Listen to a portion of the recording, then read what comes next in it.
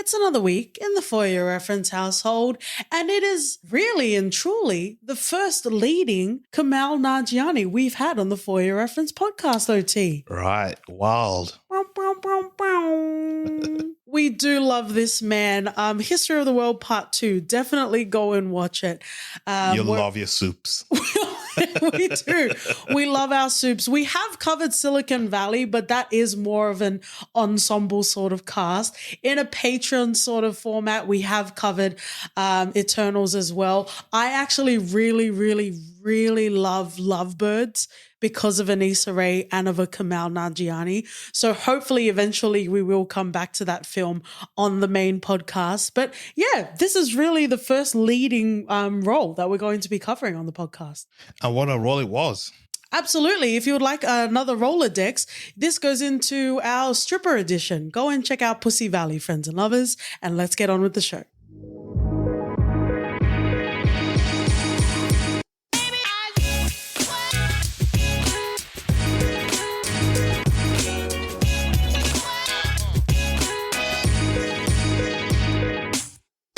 Friends and dollar bill y'all lovers, welcome back to the For Your Reference podcast. You got your host KT and OT. Position the spotlight on the dirty dance with the devil of VIP clubs, immigrant expectation, and the American dream. Ooh. Make it rain on the raining men's with Welcome to Chippendales this week. Let's get into general information. This series, there's also a documentary that's available, but it was also based on the book Deadly Dance, The Chippendale Murders by K. Scott MacDonald, as well as Patrick Montes de Oca. In regards to the creator of the show, we have Robert Siegel. It was released in November of 2022 out of Hulu in way of cast. Kamal Nanjiani, Murray Bartlett, not in a leading role, but it seems like tangible For Your Reference canon. We've had Murray Bartlett more. What a world. As well as Annalee Ashford, who you may be familiar with, of American Horror Story. Also on Broadway as well. Wow. This is also a time to say spoiler. Don't take it personally. Don't take it personally. Is that aimed at me? It was literally, anyone could have caught that. But if you're the one to feel the bullet, my love, that's the bullet of truth. But we're not covering Power this week. We're talking about Welcome to Chippendales. Well, let's get into first impressions. I would like to know in general if the concept or even the touring marching band of Chippendales made the shores of Kenya, and how you felt generally about the show. I heard of Chippendales back in the day. Yeah. But I really did bother knowing more about it. Right. I never heard of Steve Banerjee or even know about his story. Showman, but I guess we can call him Steve because that's how he wanted to be. He wanted to be known as Steve. Yeah. So we'll respect that. But yeah, it was wild. And watching this because we saw an interview of Kamal and he was explaining everything about the show. Yeah. I was like, wait, what? It felt so surreal. Yeah. And going in and watching what transpired was just shocking stuff. You know, it was both captivating and disturbing at the same time. You know, a sort of riveting dance of power, emotion, self-hate, greed. Wow. It was a true crime story that was almost hard to believe. That was a slow burn that was able to keep a flame right up until the finale. But I absolutely agree with you. I think it was more like in an SNL sketch, like a Chris Farley sort of Chippendales that I was more familiar with. And I think just like, as time goes on with the magic mics of it all, they talk about Chippendales. But I wasn't, I didn't really have any sort of periphery. Definitely not to the level of, all of these white, glossy, sexy men and you have an Indian man behind all of it. You know what I mean? Like, it was interesting The show was very interesting. Friends and lovers, if you've read the book, if you've watched the documentary, if you've watched interviews, if you've watched this TV show, it's definitely going to be a wild ride, even if you do know what the details are. But yeah, so this show was very interesting. I think it was one of those shows where we might have given it like 1 or 2 episodes and then we put it on the back burner and then we came back to it and we just couldn't stop watching it. It was one of those shows where it didn't immediately grab us. But I would say a lot of the reasons why it was hard, like my body immediately rejected it, was because we were dealing with someone that should know better. Yeah. I think is the best way to say it, right? There's definitely a lot of themes that I want to speak to as well. But generally, I really, really enjoyed this show. A lot of my frustrations can be because of the characters. And obviously I'm talking about Steve Banerjee in particular. But that doesn't mean it's a terrible show, right? If it's gripping, if it's interesting, I would hope that they get held to account. But it doesn't turn me off of a show if I get really frustrated. Sometimes OT sees that as a potential sort of warning that I want to stop watching it. But sometimes it makes it muy caliente, you know? While we're going through Don Cheadle's Algae Rhythm IMDb, there was a fact on there about Kamal being approached in like 2017, 2018 to make this show, but he didn't want to be seen as like the bad villain Indian sort of character. I don't know what changed his perspective a few years later, but I think a lot of the frustrating sort of discussions we had throughout watching this season or watching this show really pinpoints a lot of that sort of conflict, right? So let's get into the themes that I have. I want to talk about true crime in general. I would say, would it be safe to say that in the For Your Reference household, you're more of the consumer of the true crime genre? Not particularly. I don't even dabble in it anymore per se. You're practically Octavia Spencer in Truth Be Told. And Gabrielle Union. But I mean, in way of the Serial podcast, Adnan Syed, there was an update to that, Friends and Lovers, if you didn't know about that as well. Like, I felt a way about that. And I feel a way a lot about true crime because it's the salaciousness that a lot of us in our banal, mediocre, very boring lives want to cling on to without realizing that this is about real people. True. There's an aspect of understanding that the victims are real and they have families and all that. I think with the distinction of something like Serial, where it's super investigative journalism, I can appreciate that level of details and digging because it's not necessarily but people about... are salivating over that. That's the problem that I have with true crime generally. Fair enough. It's different from like when we watched Netflix released Dharma, and I was like, yeah, I'm not interested in that. Yeah, because you know why. Like, you know why that was made.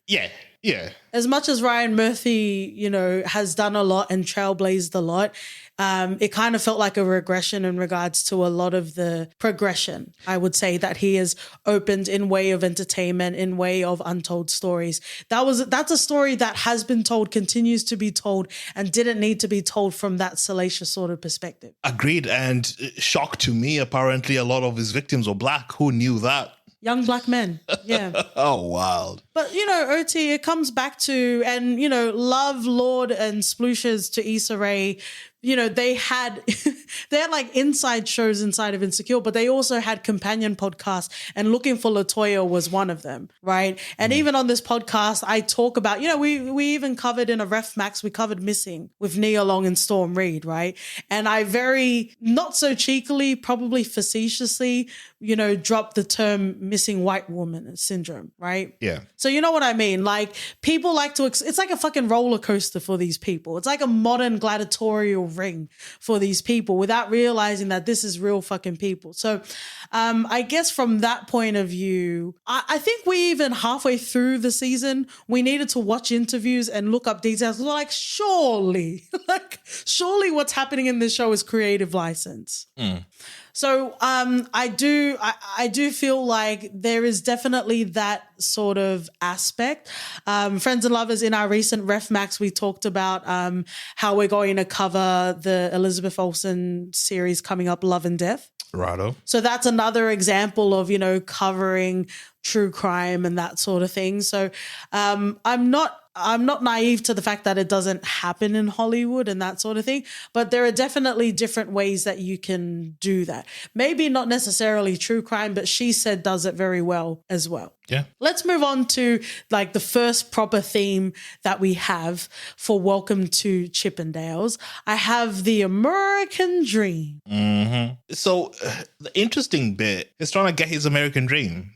He's walking in a bodega and he's just chilling, and he gets interactions with racist teens who keep on insulting him and making fun of him to the point where he feels that he needs to transform who he is as a person. Like, I feel like it's a very simple, straightforward answer, but I will never understand, personally, I will never understand the psychology of an immigrant being racist to other immigrants. Like, it doesn't make sense to me. This shit doesn't make sense. And it's because it's hard to see that. And you can see Soman was really struggling with that aspect. Yeah. And to the point where a lot of the decisions that they even made later on the show, I could see where it was born from.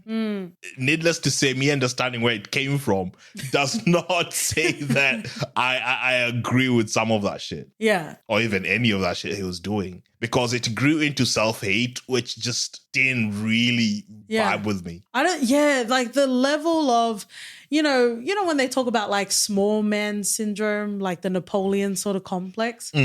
Like, I think this would be like the Banerjee sort of complex, because he hated so much of who he was. Yeah. Which was like, on a real human level, that was really fucking sad. But also, it kind of gave him like length to be such a fucking tyrant. It did, because then he has to go that extra yard to feel as if he's bigger than everyone else in the room or any other person. He put white people on a pedestal, and everyone else, he felt they were just pretty much dot of the earth. On a perpetuity pedestal? On a perpetuity pedestal. That was the Martha. That was the Da Vinci Code Apple. Like, yeah, to those, to some point, I was like, you know what? You go get yours. Yeah. You go do and scam those business partners. I didn't care. The game. Don't do that to other like immigrant/minorities. You know what I mean? Yeah. The minute it turned into him exploiting or even being prejudicial against other races, I was like, nah, come on now. Like, this is where we leave you, bro. Like, burning down bars and stuff, like that's fine. But like, as soon as you like aim it at people that don't deserve, I don't know. And it kind of rolls into the next theme. Like, they kind of go hand in hand. The American Dream, I've called this the good immigrant. And like navigating Western sort of countries, I think both of us could spend years and years and Gandalf beards, talking about, experiences, whether benign or whether, all the way offensive. We can talk about those sort of experiences, but something that really, like, as frustrating as it would also made me really curious, because like, I didn't understand, because in many ways he was very smart, right? There are some things that he was naive about and he needed to figure out. But there was definitely a good sense that he had of the world. But what I never understood is the way that he never understood, it doesn't matter how much you think you're doing or how much you're aligning yourself to the American dream or middle America, you'll never be them and they'll never see you as them. True. And that's something that he didn't understand up until his death. I don't get it. I don't get it. Like, it's wild that even in the sort of good immigrant aspect, the relationship with the mother was sort of really with his family even. Yes. Wasn't that good? Yeah. And no one wanted to come to America. It wasn't like his family. No, his family was well off. His family was living. And it was like, bruh, what are you doing there? Yeah. You know, he had this American dream vision of what he wanted to be. Yeah. He wanted to rub shoulders with celebrities. Yeah. And that's his driving motivator. Uh-huh. His family was like, we don't need that shit. Yeah. To the point where when the mom said, there's some people who are better off without having that much money. Oh, yeah. Oh, absolutely. Absolutely. There's a reason why they have all of these like allegories of monkey paws and genie lamps. And look, it's a cautionary tale for people that can't handle fortune. That is a dagger to the heart. I would have needed therapy to unwind a lot of that shit.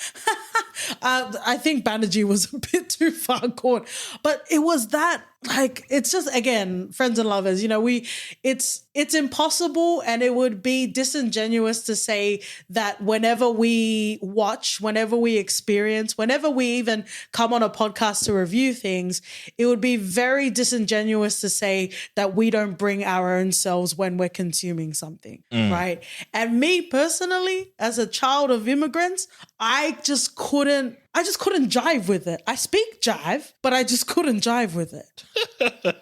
So I've got a couple of examples talking about the good immigrant.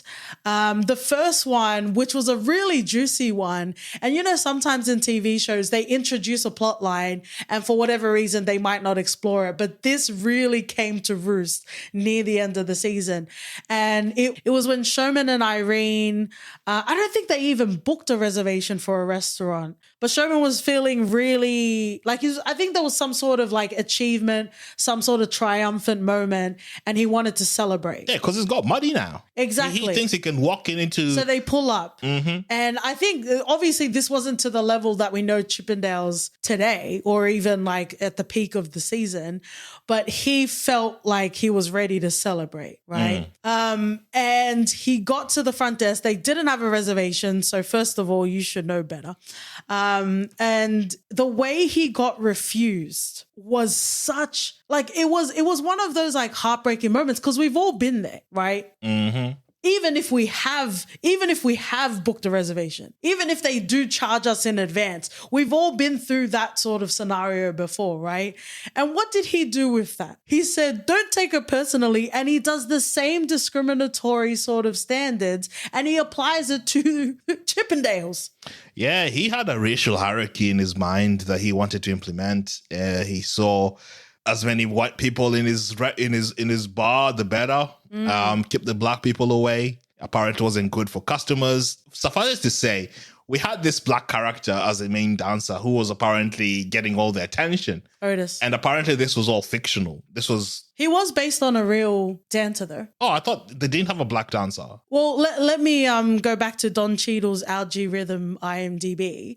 So his name was Sababu. He wasn't at the time of the start of Chippendales, but he was one of the first black dancers. It pretty much follows the same sort of format of the storyline, where he wasn't included in the calendar, where he did try and get fired by trying to create his own calendar. The only difference between the portrayal of Otis in the TV show and Sababu in real life is when Otis left, he actually punched Banerjee. Oh, we should have seen that. Yeah. And then he also started his own male show with black dancers called Lady Killers. Oh, Discovery ID section. Discovery ID. I thought I put the lock on in the late hours, OT. Nah. Going through parental control. But you bring up a really good point, because that's another example I had in the good immigrant sort of theme. And this was talking about the calendar. Obviously, we can talk about, you know, the scenes leading up to and everything talking about the calendar.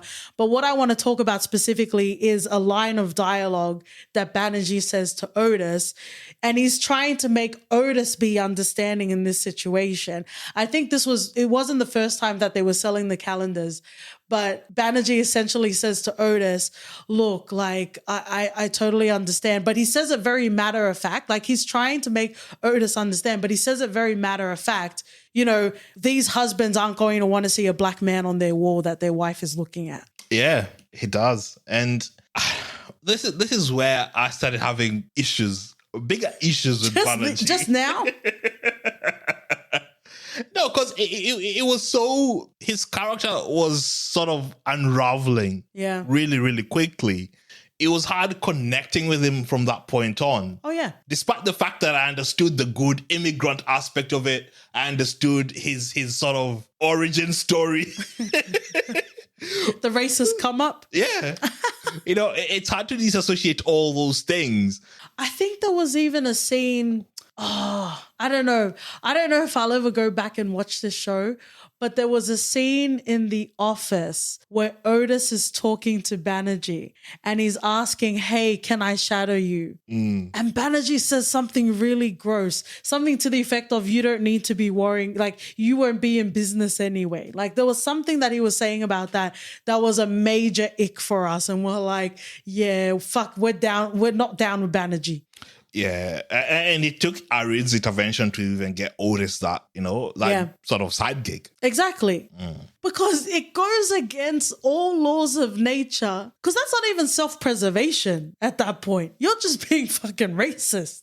We don't need to spend a lot of time on this, but I do have a theme in general about the concept of male strip clubs. I guess we can talk about it in regards to like television or even just entertainment, or even just in general. You know, friends and lovers, I don't think I will ever be interested enough to do a full review on Good Luck to You, Theo Grande. But I had some fundamental qualms, quarrels, and quandaries with that film because it really much distills, it can be any person, but I would usually say women that have taken a caregiver role, whether it's, you know, through family, through having children, through et cetera, that make a choice to, you know, have particular sort of priorities, repress their sexuality and don't take accountability for it, right? So the concept of it, you know, you even see it. You even see it in the show. A lot of the way that the audience or the patrons or the customers would treat these strippers, specifically Otis. If you notice the way they literally manhandled him, it wasn't to the level of the white strippers, right? And they bought into that sort of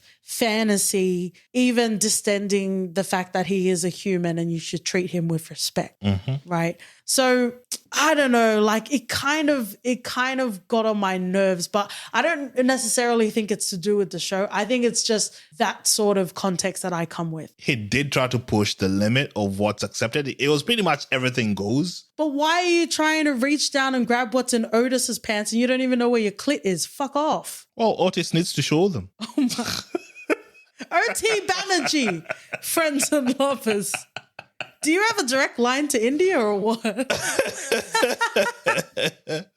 Wow. Because you could tell they were a bit trepidatious at first. Yeah. Like, hey, this is a bit weird. And they raised the issue with Banerjee and he was like, nah, the more they do that, the more they'll tip, the more they'll come, the more they'll tell their friends. They wanted to create that sort of fantastical element where everything goes. Yeah. And they did. We haven't really had a chance to talk about Nick DeNoia, as well as Denise. Apparently, Denise is like a culmination of people. She doesn't really exist in this sort of context. But we haven't talked about Nick DeNoia at all. And obviously, we love Murray Bartlett. Go and check out our Last of Us episode that we did recently. How important is choreography to the success of Chippendales, do you think? Everything. Right? Yeah. It was there's one thing going in and just saying mandix. Sure. But saying them in a groove or in a choreographic sort of way, then it changes things. Are you working on your own Mandingo scientist choreography? I am. Oh, yes. No, but he pretty much took Chippendales to the next level. He wanted to make it into something more than show. just, Yeah. And that's where Steve started getting, again, he started getting a bit weird because it's like, no, Chippendale is just supposed to be men gyrating and all that. No, I think he just wanted low effort. Just women are going to turn up anyway. But Nick had different visions. Yeah. He had something way grander than that. Yeah. It's just sad that it all ended the way it did because I thought he had such a really savvy idea and even taking it globally. Yeah, but I think it was also because it wasn't Banerjee's idea. Of course. And he was getting jealous of all of the TV spots. And I must say, as much as we stay injected into the matrix of the show, I just saw Dinesh from Silicon Valley when he was on TV and he was struggling and sweating through the Oh, his man. glasses were getting steamy. Oh, but it was that Cartman from South Park. Like, there were delicious tears of sadness. I loved it. Well, it was like sweat, but it was delicious. And I loved it. And I'm like, you fucking idiot. You deserve this. Yeah, because at the end of the day, people started associating Nick to Chippendales. Yeah, Mr. Chippendale. And that really irritated Balaji. But you're not the one that they fantasize about. According to the calendars that he makes, he's not the one the housewives are dreaming about. Yeah, man, I would have just been happy being in the background and let the money roll in. I didn't care who the bloody face is. Oh, okay. So you're only Heisenberg when it comes to the drug game. Yeah. So your dick game stays in the back seat. You can stay in the back seat. Oh, but that was so interesting. And we might as well move into actually, before we go to the next theme, this is another trivia fact that I saw that I don't think we ever came across when we were doing any reading. It's definitely not in the show. But Steve and Irene Banerjee had a son. Yeah. His name was Christian. He wasn't in the series, and he currently works as a male stripper. Full circle. Yeah. Under the stripper name Christian Bain. Whoa. And his place is called the Chippendales. I don't know. I did a Google search. I don't see Banerjee in there, but let's move on to the last theme. How far will you go? And this it culminates the American dream. It culminates the good immigrant. And it talks about how far was Banerjee willing to go. I don't know if we still need to say alleged, but alleged. There you go. And I've written down a couple of instances where we see in the show that it felt like it was too far, but it kept going. I think the first sort of instances we see of how, not seriously, but how much Banerjee was willing to risk was when he got Ray to burn down that club. Yeah, because he thought he'd monopolized male dancing in clubs. Yeah. What did he think? If you have an idea that makes money, people will do it. Exactly. It was, but I think even at that point, he felt a bit delusional, Like, how do you own what already exists? Yeah, it's the concept, right? It's the concept of Chippendales that he thought was so unique that it shouldn't be replicated anywhere else. Yeah. While in reality, it is just men dancing in a club. But a Big Mac is still a burger at the end of the day. Oh, so disappointing, man. Takes me back. Oh, okay. I didn't know that's where we were going, but there you go. And then there's definitely like sort of criminal activity that goes on in the show. And one of the, I guess, like pivotal sort of moments, hey, is Murray Butler becoming Sean Bean? It is. Well, in the last two we've seen. But anyway, what did you think about the hit on Nick DeNoia? It was very sad for Bradford to find him as well. Yeah, it was. But he saw it coming, especially after the perpetuity thing. And this is why pride comes before a fall. Mate, if you don't called it though. If you don't know anything, you could see he didn't know what perpetuity meant. No, but I didn't know that's how the scene was going to happen. You could see in his eyes, he didn't know what it meant. And he was like, I can't admit I don't know what he meant. And Nick asked him flat out, do you know what he meant? But obviously that might be a machismo ego thing. He's not going to be like, oh yeah, sorry, I lied. I don't know. Get your macho Randy Man Savage egos out. Why does Randy Savage come to mind when you think of that? Because he's macho. He's pretending to be macho. Okay, fair. Back when WWF was a thing. Yeah, and now you've got Super Mario Vince McMahon out in the streets. That was one of the funniest scenes in the show, hands down. It was funny, but it was also like there's no coming back from this. Especially after they got Ray and Ray kissing his ring or some shit. Vomit. Disgusting. But you could see that it was only ever going to end one way. Oh, absolutely. Even I didn't know what was going to happen. I didn't know the full story. But after seeing that scene, I was like, yeah, this guy's going to be killed because there's no other way. Yeah, and this was obviously based on real events. But even if we were watching this as a TV show, we would be like, there's no way Nick Denoyer makes it out alive. Mm-hmm. You know what I mean? Like, because at that point, the interviews, the new club in New York, like there was too much being taken away, not even financially, because they were obviously giving a kickback.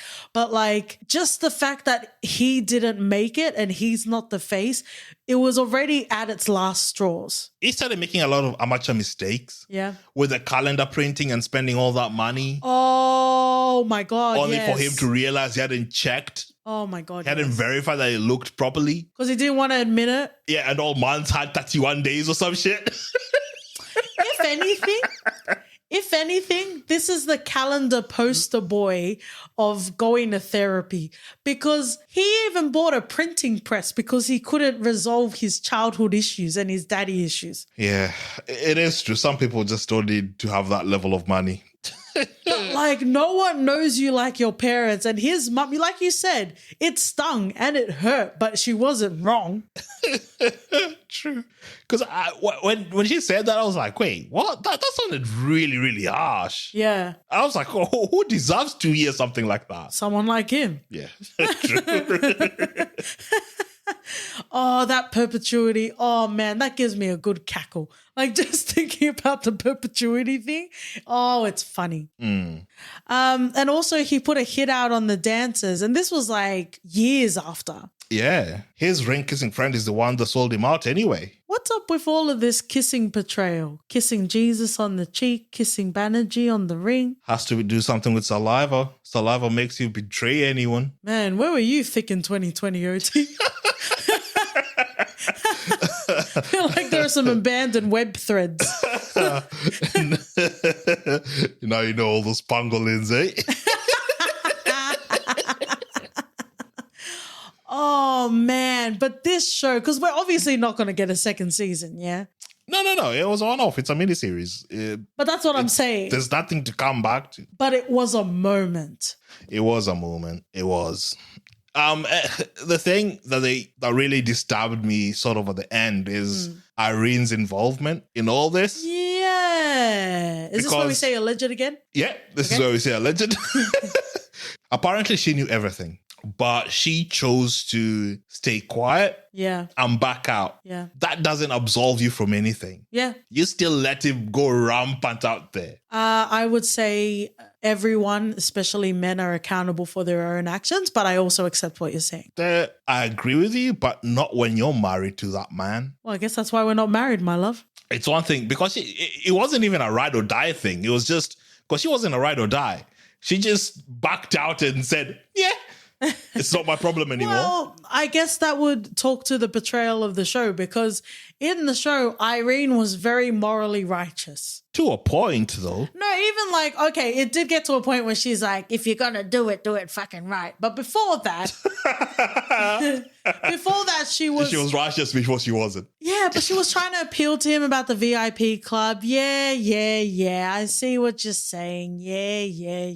Because she threw a tantrum. Don't tell me you implemented this VIP cards. Okay, now that you did, we need to do something about this. Let's hide this shit. Like, nah, come on now. Come on. I'm just waiting for you to talk about Snowfall. You love a strong matriarch, don't you, OT? I sure do. Just to tear them down. Mm-hmm. That's interesting. I think I was expounding a lot of my feelings onto Banerjee, so I wasn't necessarily focusing on Irene, but there were definitely moments where it's like, are you just going to break bad halfway through the show, or were you there from the start? You know, that sort of thing. Yeah, and it wasn't even clear at the end what happened to Irene outside of you doing your own research. It felt, she left with the kid somehow in between Banerjee going to Germany and whatever. And then that was it. Nothing else. Yeah, absolutely agree. Oh, did you give enough time for Otis? Was there anything else you wanted to say about Otis? I'm a fan of Lady Killers now. All right. I really enjoyed Quentin Blair. I hope we see him just in general, in our general sort of watching. He was really great in this show. I think he brings a lot of presence on screen. So yeah, I'll be really excited to see him in general. And I think it was just a very solid show overall. Thank you, friends and lovers, for joining us another week in the For Your Reference household. We're going to finish off in a segment we call For Your Reference. OT. If you want some Kumal goodness in your life, I'd reference Love Barge with Issa Rae. Ooh, I'm sticking more to the aesthetic and I guess maybe the themes that get explored. I'm going to reference. I'm also very excited for the next season of Minx. Nice. Good job, stars. If you would like tickets to the Welcome to the Refendales on Twitter and Instagram, we're @ForYourRefPod. Write us an email at hello@podcast.com. We're also on True Crime Sometimes podcast if you'd like to leave a rating and review. And we'll see you guys next week. See ya. Bye.